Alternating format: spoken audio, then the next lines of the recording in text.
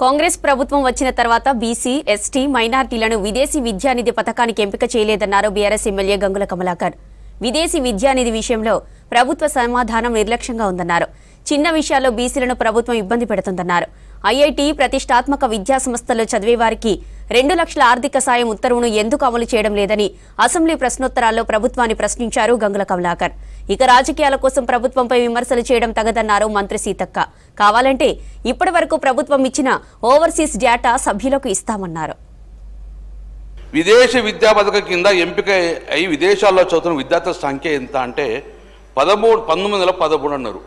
ఈ 1913 సంఖ్య ఏంటి అధ్యక్ష? అర్థం కాదు. ఒక బీసీలనే గౌరవ ముఖ్యమంత్రి కేసీఆర్ హయాంలో ఒక బీసీలే 2230 మంది విదేశీ విద్య అభ్యసిస్తున్నారు.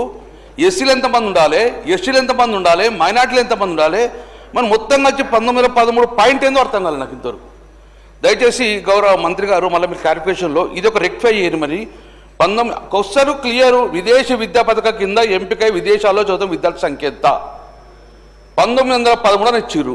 దీన్ని కొంచెం క్లారిటీ చేసుకోండి. మీరే చెప్తున్నారు అసలు డ్యూస్ వెళ్ళవన్నారు, మళ్ళీ మీరే చెప్తున్నారు త్వరగా క్లియర్ చేస్తామని. దెర్ ఈజ్ ఎ కన్ఫ్యూజన్ అధ్యక్ష. దయచేసి మాకు సమయం ఇవ్వండి.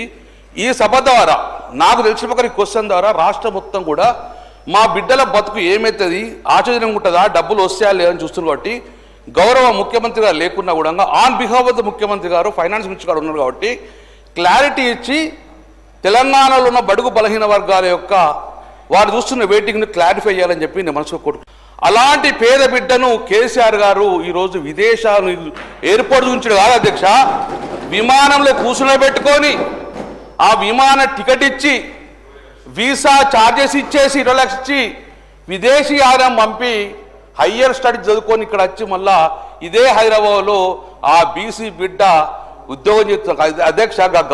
గర్వకారణం చూసినాం భారతదేశంలో అధ్యక్ష.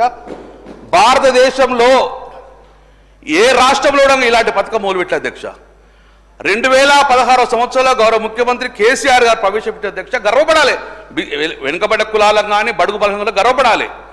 ఇప్పటి వరకు కూడా ఈ తెలంగాణ రాష్ట్రంపై ఏ రాష్ట్రం కూడా ఇంత కూడా ఇలాంటి పథకాన్ని ఓవర్సీస్ పథకాన్ని మొదలుపెట్టే అధ్యక్ష. ఇదే గౌరవ మంత్రి సీతక్క గారు డిసెంబర్ మాసంలో ఏం చెప్పారంటే మాకు 3 నెలల సమయం ఉంది కదా, మార్చిలో కంప్లీట్ అధ్యక్ష.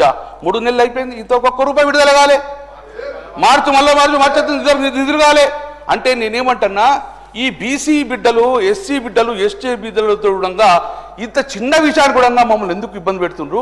దయచేసి మీరు వెంటనే ఒక క్లారిటీ ఇచ్చేసి తొందరనే ఎలాంటి ఉండగా గ్రీన్ ఛానల్ పెట్టుకొని బడుగు బలహీన వర్గాల బిడ్డ యొక్క 20 లక్షల డ్యూస్ మొత్తం కంప్లీట్ అధ్యక్ష.